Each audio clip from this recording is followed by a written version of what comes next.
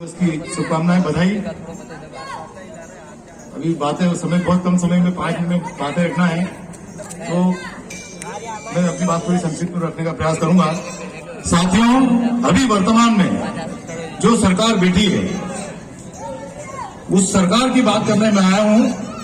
आप सब जानते हो कि 1914 में जब से मोदी जी की सरकार बैठी है तब से देश में ऐसे तानाशाहीपूर्ण निर्णय हो रहे हैं, उससे हमको संभलना पड़ेगा, उससे हमको बचना पड़ेगा।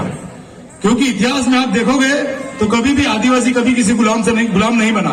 चाहे राजा महाराजा रहे, उन्होंने भी आदिवासी से समझौता करके शासन किया।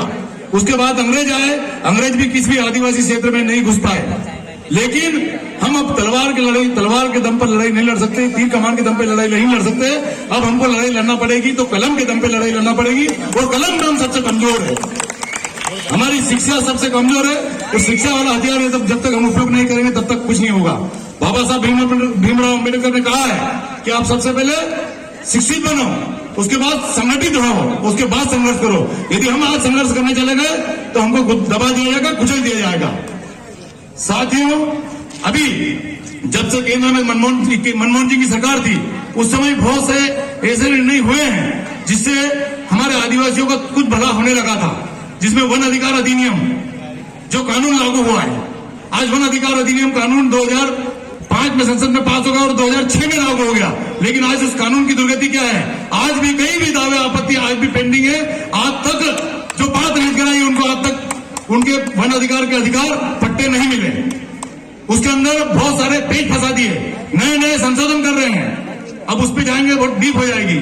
दूसरी बात, जो राइट टू एजुकेशन, क्योंकि शिक्षा का अधिकार बहुत जरूरी है। राइट टू एजुकेशन आया, आज बताओ शिक्षा कहाँ है। और हमारे को क्या होता है कि अपन गांव में सुनते हैं कि एक आजकल कार से बकरी चोर आते हैं और चारा ऐसे बकरी के सामने लटकाते जाते हैं और बकरी को कार के अंदर पकड़ के भाग जाते हैं। वैसे हमारे साथ हो रहा है कि चारा हमारे सामने नौकरियों को झांसा देते हैं, लेकिन नौकरियां है नहीं। आज देखो तो देश में सब कुछ बिकते जा रहा है, चाहे भेल बेच दो, सेल बेच दो, गेल बेच दो, एयरपोर्ट बेच दो, यहां तक कि पोर्ट जो बंदरगाह वो भी बेच दिए और देश की सुरक्षा को भी खतरे में डाल दिया।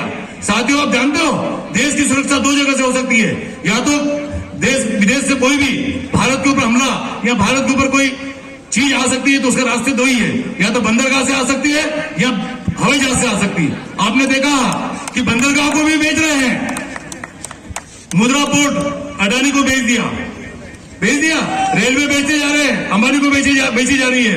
बड़ी बड़ी जो कंपनियां देश में बनी हुई थी उनको बेचे जा रहा है। तो ये पोर्ट बिक जाएंगे, एयरपोर्ट बिक जाएंगे, तो समझो कि ये देश की सुरक्षा किनके हाथों में रहेगी? इन अंबानी अडानी के हाथ में, जो कभी भी इस देश को लूट के यहाँ भारत छोड़ के विश्व में बच सकते हैं, और कई लोग चले भी गए। तो साथियों, बात मैं थोड़ा सा अभी हमारे क्षेत्र की बात कर रहा हूं, एक छोटी सी संक्षिप्त बात करके खत्म करता हूं कि समय नहीं है।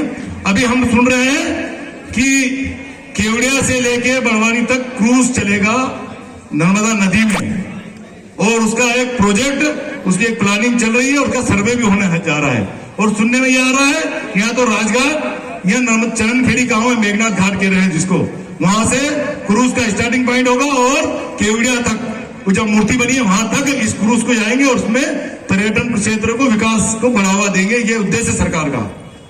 तो और साथियों, इसमें ये भी बात बोली जा रही है कि क्रूज में पर्यटन को बढ़ावा देंगे, साथ में जो आप देख रहे होंगे बड़वानी से लेके केवड़िया तक पूरे दोनों किनारे पर पूरे आदिवासी बसते हैं।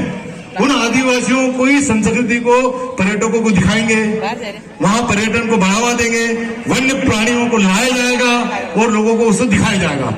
तो ये बहुत बड़ी साजिश है। इसमें इस साजिश के पीछे उनका ये मूड है कि जो ये वन्य संपदा